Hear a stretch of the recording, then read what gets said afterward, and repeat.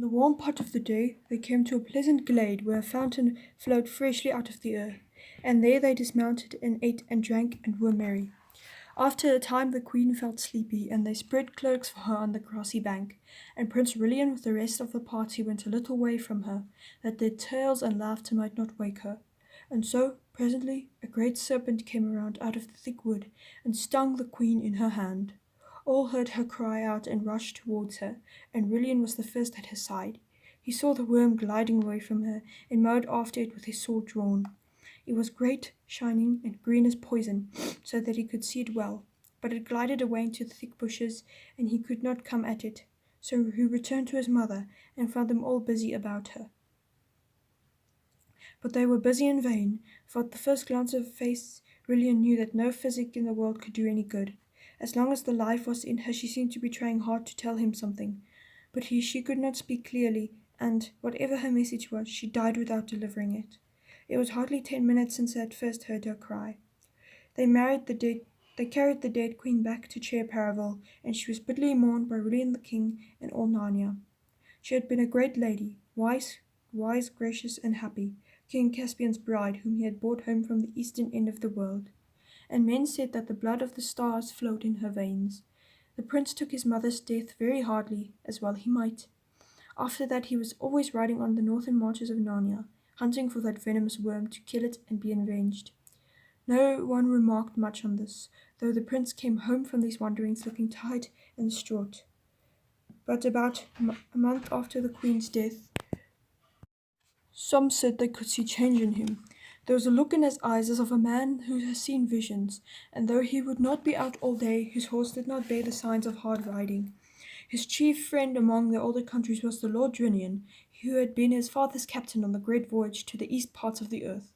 One evening Drinian said to the prince, "Your Highness must soon give over seeking the worm. There is no true vengeance on a witless brute as might be on a man. You weary yourself in vain."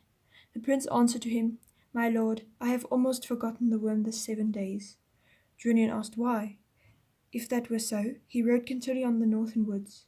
"My lord," said the prince, "I have seen there the most beautiful thing that was ever made." "Fair prince," said Drinian, "of your courtesy, let me ride with you tomorrow, that I may also see this fair thing." "With a good will," said Rilian. Then in good time the next day they saddled their horses and rode a great gallop into the northern woods, alighted at that same fountain where the queen got her death.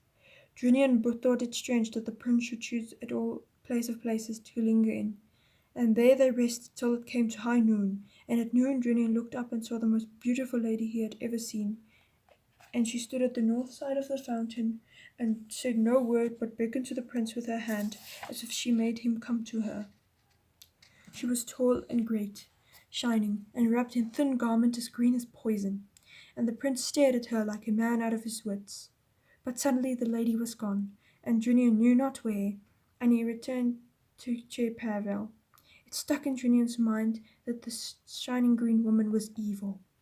Drinian doubted very much whether he ought to not tell his adventure to the king, but he had little wish to be a blab and a tale-bearer, and so he held his tongue. But afterwards he wished that he had spoken, for the next day Prince Rilian rode out alone, that he might not come back, and from that hour no trace of him was ever found in Narnia, nor any neighbouring land, and neither his horse, nor his hat, nor his cloak, or anything was ever found.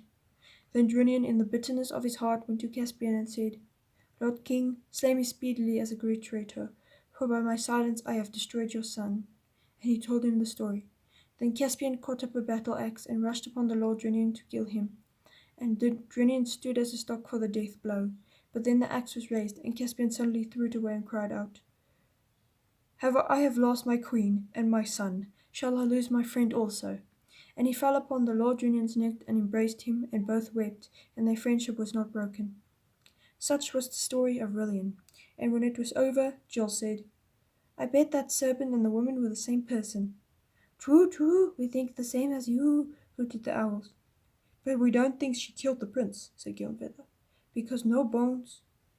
We know she didn't," said Scrap. "Aslan told Paul he was still alive somewhere." That almost makes it worse," said the older owl. "It means she has some use for him, some deep scheme against Narnia. Long, long ago, at the very beginning, a white witch came out of the north and bound our land in snow for ice and 100 years. We think this may be some of the same crew." "Very well, then," said Scrub.